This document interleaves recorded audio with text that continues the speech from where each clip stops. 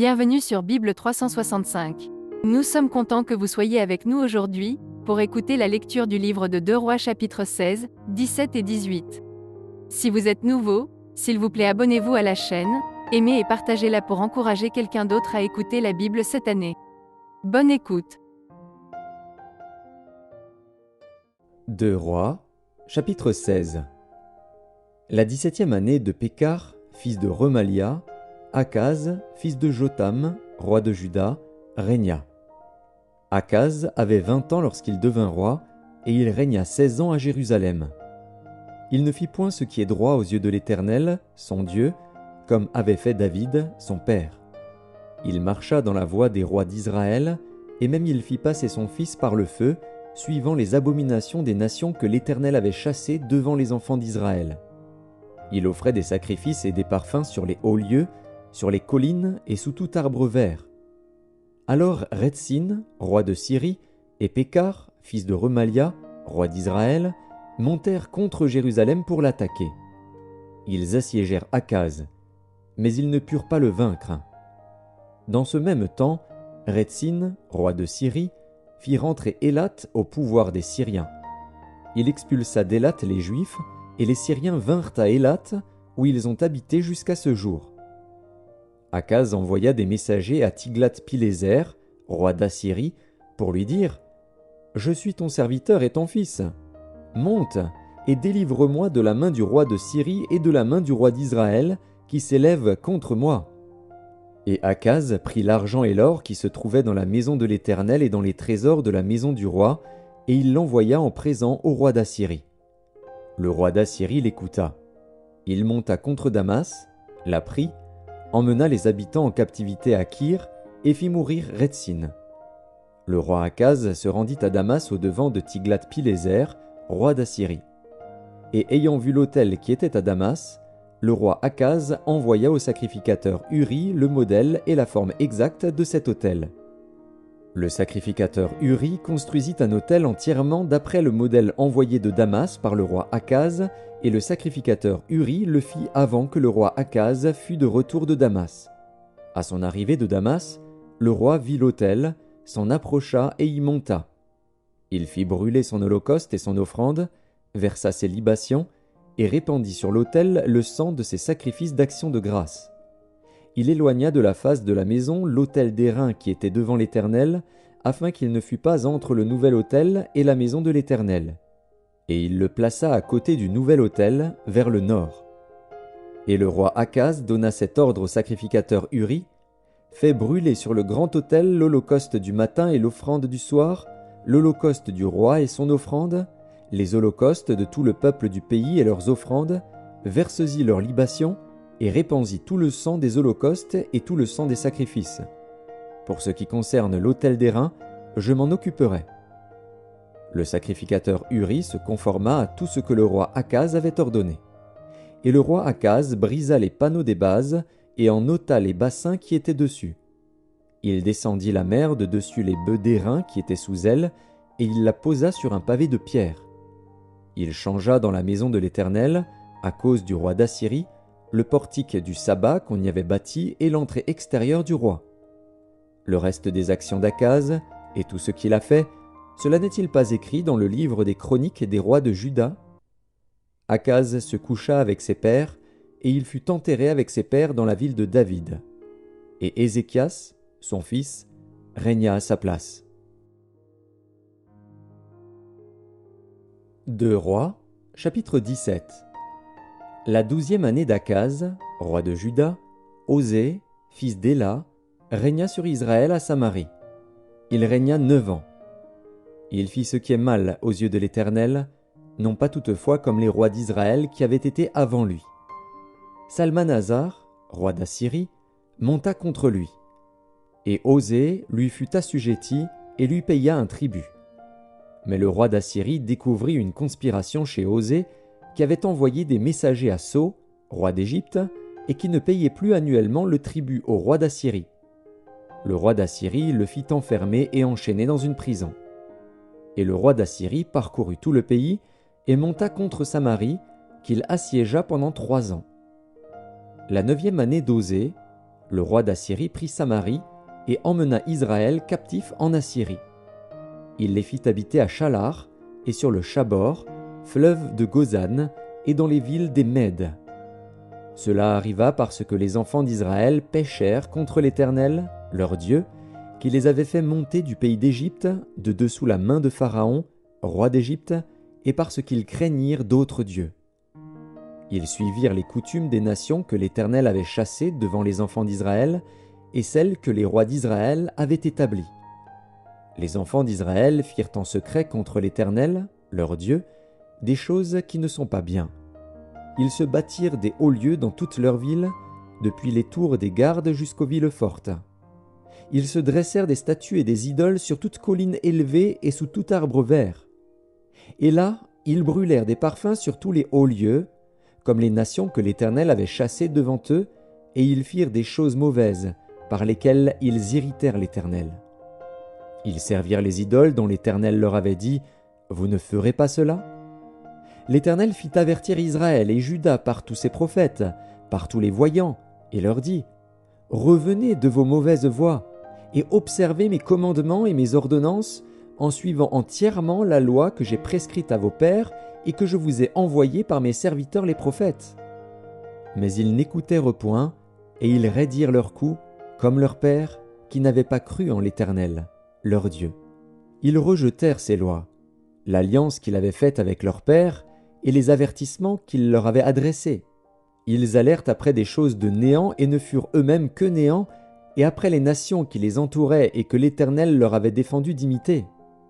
Ils abandonnèrent tous les commandements de l'Éternel, leur Dieu. Ils se firent deux veaux en fonte. Ils fabriquèrent des idoles d'Astarté. Ils se prosternèrent devant toute l'armée des cieux, et ils servirent Baal. Ils firent passer par le feu leurs fils et leurs filles. Ils se livrèrent à la divination et aux enchantements, et ils se vendirent pour faire ce qui est mal aux yeux de l'Éternel, afin de l'irriter. Aussi l'Éternel s'est-il fortement irrité contre Israël, et les a-t-il éloignés de sa face. Il n'est resté que la seule tribu de Juda. Juda même n'avait pas gardé les commandements de l'Éternel, son Dieu, et ils avaient suivi les coutumes établies par Israël. L'Éternel a rejeté toute la race d'Israël.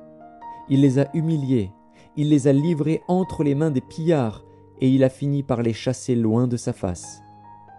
Car Israël s'était détaché de la maison de David, et ils avaient fait roi Jéroboam, fils de Nebat, qui les avait détournés de l'Éternel, et avait fait commettre à Israël un grand péché. Les enfants d'Israël s'étaient livrés à tous les péchés que Jéroboam avait commis. Ils ne s'en détournèrent point, jusqu'à ce que l'Éternel eût chassé Israël loin de sa face, comme il l'avait annoncé par tous ses serviteurs les prophètes. Et Israël a été emmené captif loin de son pays en Assyrie, où il est resté jusqu'à ce jour. Le roi d'Assyrie fit venir des gens de Babylone, de Cuta, d'Avva, de Hamath et de Sepharvaïm, et les établit dans les villes de Samarie à la place des enfants d'Israël. Ils prirent possession de Samarie, et ils habitèrent dans ces villes.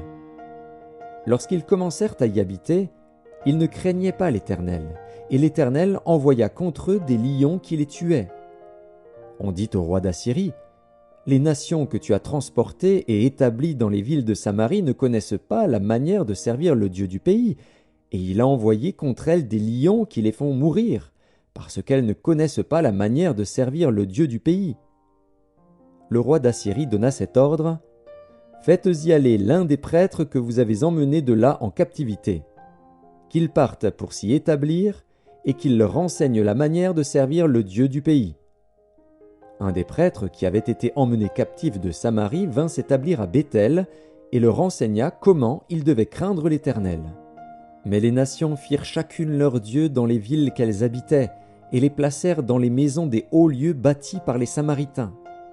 Les gens de Babylone firent Sukkot-Bénoth, les gens de Cuth firent Nergal, les gens de Hamath firent Ashima, ceux d'Avva firent Nibshaz et Tartak, ceux de Sepharvaïm brûlaient leurs enfants par le feu en l'honneur d'Adramélec et d'Anamélec, dieu de Sepharvaïm.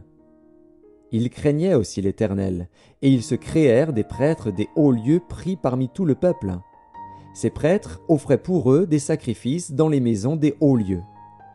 Ainsi ils craignaient l'Éternel, et ils servaient en même temps leur Dieu d'après la coutume des nations d'où on les avait transportés. Ils suivent encore aujourd'hui leurs premiers usages, ils ne craignent point l'Éternel, et ils ne se conforment ni à leurs lois et à leurs ordonnances, ni à la loi et aux commandements prescrits par l'Éternel aux enfants de Jacob qu'il appela du nom d'Israël. L'Éternel avait fait alliance avec eux, et leur avait donné cet ordre: « Vous ne craindrez point d'autres dieux, vous ne vous prosternerez point devant eux, vous ne les servirez point, et vous ne leur offrirez point de sacrifice. Mais vous craindrez l'Éternel, qui vous a fait monter du pays d'Égypte avec une grande puissance et à bras étendus. C'est devant lui que vous vous prosternerez, et c'est à lui que vous offrirez des sacrifices.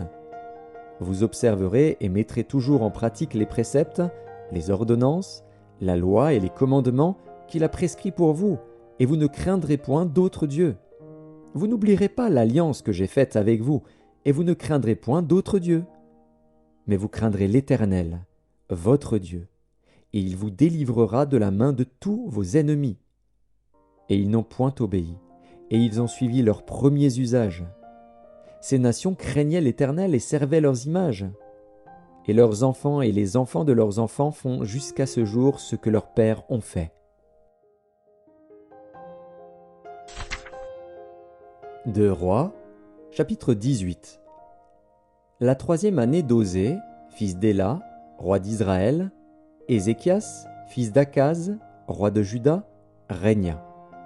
Il avait 25 ans lorsqu'il devint roi, et il régna 29 ans à Jérusalem. Sa mère s'appelait Abi, fille de Zacharie. Il fit ce qui est droit aux yeux de l'Éternel, entièrement comme avait fait David, son père. Il fit disparaître les hauts lieux, brisa les statues, abattit les idoles, et mit en pièces le serpent d'airain que Moïse avait fait, car les enfants d'Israël avaient jusqu'alors brûlé des parfums devant lui. On l'appelait Nehushtan. Il mit sa confiance en l'Éternel, le Dieu d'Israël. Et parmi tous les rois de Juda qui vinrent après lui ou qui le précédèrent, il n'y en eut point de semblable à lui. Il fut attaché à l'Éternel, il ne se détourna point de lui, et il observa les commandements que l'Éternel avait prescrits à Moïse. Et l'Éternel fut avec Ézéchias, qui réussit dans toutes ses entreprises. Il se révolta contre le roi d'Assyrie et ne lui fut plus assujetti. Il battit les Philistins jusqu'à Gaza et ravagea leur territoire depuis les tours des gardes jusqu'aux villes fortes. La 4e année du roi Ézéchias, qui était la 7e année d'Osée, fils d'Éla, roi d'Israël, Salmanasar, roi d'Assyrie, monta contre Samarie et l'assiégea. Il la prit au bout de 3 ans, la 6e année d'Ézéchias, qui était la 9e année d'Osée, roi d'Israël. Alors Samarie fut prise. Le roi d'Assyrie emmena Israël captif en Assyrie, et il les établit à Chalar et sur le Chabor, fleuve de Gozan, et dans les villes des Mèdes, parce qu'ils n'avaient point écouté la voix de l'Éternel, leur Dieu, et qu'ils avaient transgressé son alliance, parce qu'ils n'avaient ni écouté ni mis en pratique tout ce qu'avait ordonné Moïse, serviteur de l'Éternel. La 14e année du roi Ézéchias, Sanchérib, roi d'Assyrie, monta contre toutes les villes fortes de Juda et s'en empara. Ézéchias, roi de Juda, envoya dire au roi d'Assyrie à Lachis: « J'ai commis une faute. Éloigne-toi de moi. Ce que tu m'imposeras, je le supporterai. » Et le roi d'Assyrie imposa à Ézéchias, roi de Juda, 300 talents d'argent et 30 talents d'or. Ézéchias donna tout l'argent qui se trouvait dans la maison de l'Éternel et dans les trésors de la maison du roi. Ce fut alors qu'Ézéchias, roi de Juda, enleva, pour les livrer au roi d'Assyrie, les lames d'or dont il avait couvert les portes et les linteaux du temple de l'Éternel. Le roi d'Assyrie envoya de Lachis à Jérusalem, vers le roi Ézéchias, Tartan, Rab-Saris et Rabshaké avec une puissante armée. Ils montèrent et ils arrivèrent à Jérusalem. Lorsqu'ils furent montés et arrivés, ils s'arrêtèrent à l'aqueduc de l'étang supérieur, sur le chemin du champ du Foulon. Ils appelèrent le roi, et Éliakim, fils de Hilkija, chef de la maison du roi, se rendit auprès d'eux, avec Shebna, le secrétaire, et Joar, fils d'Azaph, l'archiviste. Rabshakeh leur dit, « Dites à Ézéchias, ainsi parle le grand roi, le roi d'Assyrie. Quelle est cette confiance sur laquelle tu t'appuies? Tu as dit, il faut pour la guerre de la prudence et de la force. Mais ce ne sont que des paroles en l'air. En qui donc as-tu placé ta confiance pour t'être révolté contre moi? Voici, tu l'as placé dans l'Égypte. Tu as pris pour soutien ce roseau cassé qui pénètre et perce la main de quiconque s'appuie dessus. Tel est Pharaon, roi d'Égypte, pour tous ceux qui se confient en lui. Peut-être me direz-vous, c'est en l'Éternel, notre Dieu, que nous nous confions. Mais n'est-ce pas lui dont Ézéchias a fait disparaître les hauts lieux et les autels, en disant à Juda et à Jérusalem, « Vous vous prosternerez devant cet autel à Jérusalem ?»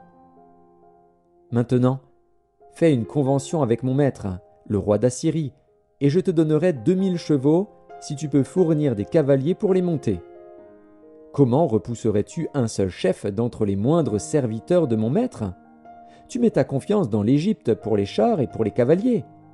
D'ailleurs, est-ce sans la volonté de l'Éternel que je suis monté contre ce lieu pour le détruire? L'Éternel m'a dit, monte contre ce pays et détruis-le.